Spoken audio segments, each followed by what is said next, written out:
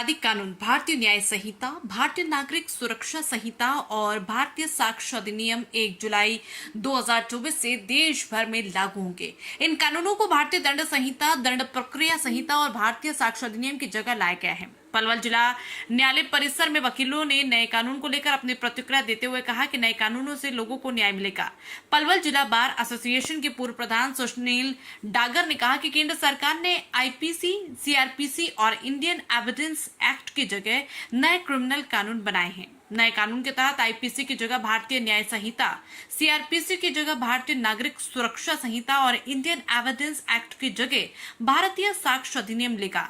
केंद्र सरकार ने भारतीय न्याय संहिता की धारा 106(2) को फिलहाल होल्ड कर दिया है। धारा 106(2) फिलहाल लागू नहीं होगी। ये प्रावधान हिट एंड रन से जुड़े अपराध से संबंधित है।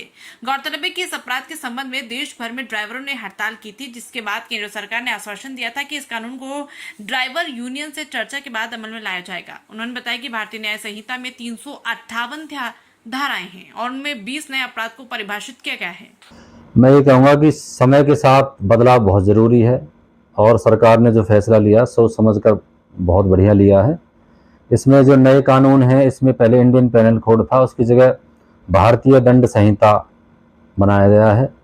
सीआरपीसी था पहले, उसकी जगह भारतीय नागरिक सुरक्षा संहिता बनाया गया है और इंडियन एविडेंस एक्ट की जगह भारतीय साक्ष्य अधिनियम बनाया गया है।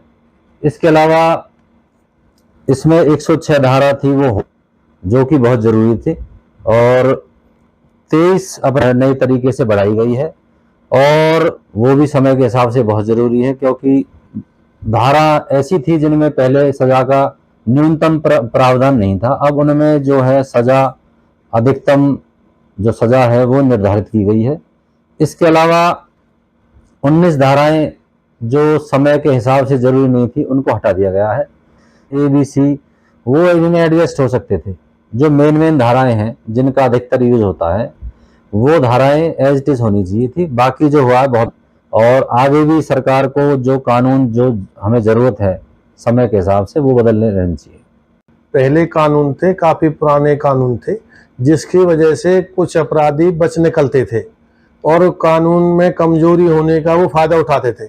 अब सरकार ने उस बात पे गहनता से जांच करने के बाद ये पाया कि भाई इस कानून में समय के अनुसार चेंज करने की आवश्यकता है और सरकार ने ये कानून को चेंज किया।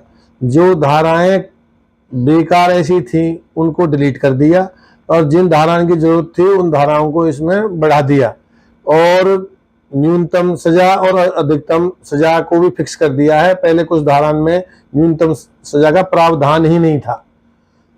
जो सरकार ने ये किया है इसके लिए जजों की और पुलिस की पहले ही सरकार ने ट्रेनिंग करा चुकी है और जो वकील भाई हैं ये इस कानून के लिए पहले ही प्रिपेयर है।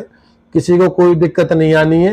इससे गरीब आदमी के लिए एक साधारण व्यक्ति के साथ न्याय होगा और सभी वकील भाई, पुलिस प्रशासन और जज सब इसमें सहयोग करेंगे और ये बहुत अच्छा कानून है और इसको सभी को सहयोग करना चाहिए और ये स्वागत योग्य। नमस्कार, मैं रुचि, आप देख रहे हैं दास्ताने हरियाणा, आपके हक की आवाज। अब देखिए हरियाणा से जुड़ी हर अपडेट सबसे पहले दास्ताने हरियाणा पर। इलेक्ट्रॉनिक्स मीडिया के साथ आप जुड़ सकते हैं हमारे साप्ताहिक समाचार पत्र के साथ, जो खबरों के साथ आपके हक की सीधी बात करता है।